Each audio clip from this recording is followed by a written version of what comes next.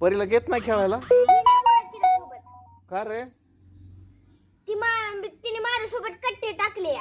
मी नाही परू इकडे काय थांबली एकटी ग? ती नाही बोलत माझी. ती मला खेळायला बी घेत नाही.